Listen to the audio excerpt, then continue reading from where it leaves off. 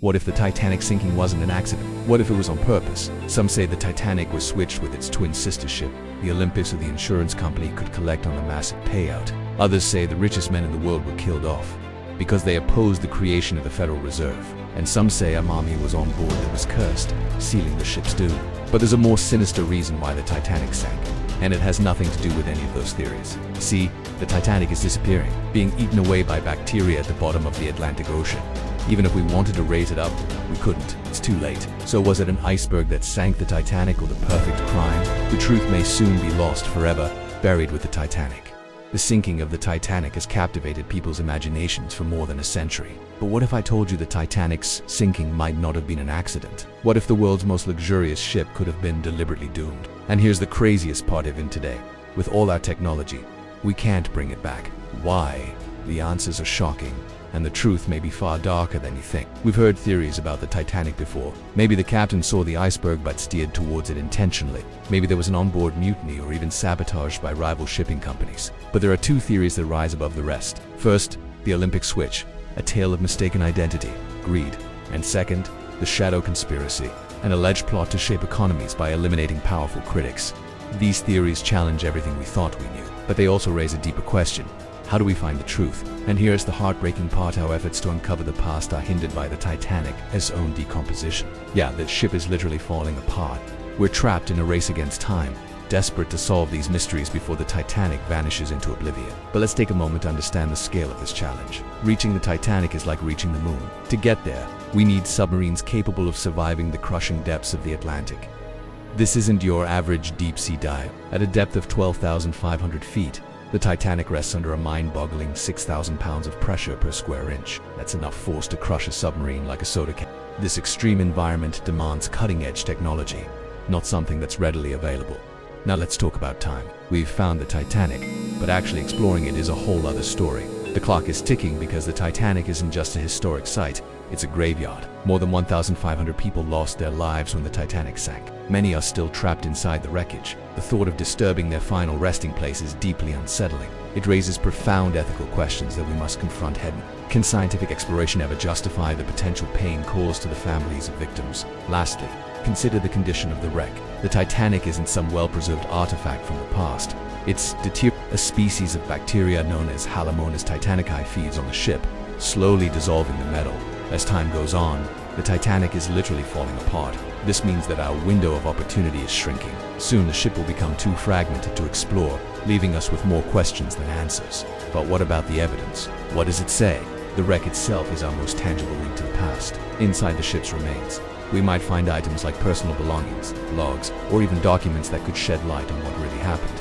But here's the irony. While we've located the Titanic, actually retrieving these items is like finding a needle in a haystack. The ship is covered in marine snow, a thick layer of sediment that makes searching the wreck like sifting through tons of sand. Moreover, every object we retrieve comes with its own set of challenges. Imagine a log filled with crucial information, but it's waterlogged and decaying. How do you read it? Or what about passenger belongings? They might hold sentimental value, but preserving them requires expertise and resources we don't always have. This delicate balance between exploration and preservation is a tightrope walk. We want to uncover the truth, but we also want to respect the legacy of the Titanic and those who perished on board. But we're not done yet. Let's explore another intriguing lead: the ship's lifeboats.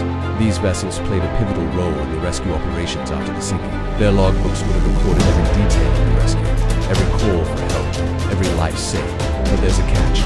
Accessing these lifeboats isn't easy. They're scattered across the globe, tucked away in archives, and often the information isn't digital. So we're talking about countless hours spent poring over old records, deciphering faded handwriting, and cross-referencing information. But it's worth it. Imagine stumbling upon the life of a veteran who makes an official account of the sinking. You can read our history. Let's talk about eyewitness accounts. Survivors of the Titanic share their experiences, describing the chaos, the struggle for survival, and the fateful moments leading up to the sinking. Their testimonies are invaluable, providing a first-hand look at history's greatest disasters. But relying solely on eyewitness accounts isn't without its challenges. Survivors often focus on different aspects of the disaster. Some might remember the sinking in vivid detail, while others might recall more about the aftermath. Gathering multiple accounts and piecing them together is like solving a complex puzzle. It requires patience, attention to detail, and the ability to spot inconsistencies. But the payoff could be enormous. Imagine connecting seemingly unrelated details from different to a breakthrough in the investigation. But what if we could peer directly into the past? What if we could relive the moments leading up to the Titanic's demise? This is where historical records come into play. Official documents, news articles, and maritime reports provide a wealth of information. They offer insights into the ship's construction, its maintenance, and the conditions leading up to the sinking. But working with historical records is like digging for gold. It takes patience, persistence, and a lot of research. Sifting through stacks of documents is just the start. Then there's the issue of interpretation. Historical records were created at a time when understanding of maritime safety and engineering was different. Interpreting these records accurately requires expertise and context. However, the reward is the potential to uncover new connections, overlook details, and alternative perspectives that can reshape our understanding of the event. As we delve deeper into this lead, we're not just uncovering historical facts, we're also confronting the limitations of our knowledge. Every source, whether a survivor's account or an official document, offers only a piece of the puzzle. It's our job to assemble these fragments into a complete narrative. And that's where the true challenge lies. When piecing together the events leading up to the Titanic's sinking, it's essential to recognize the biases of mind. Survivor testimonies, for example, might be colored by their personal experiences or emotional state at the time. Official reports, on the other hand, might prioritize salvaging efforts or protecting the reputation of those involved.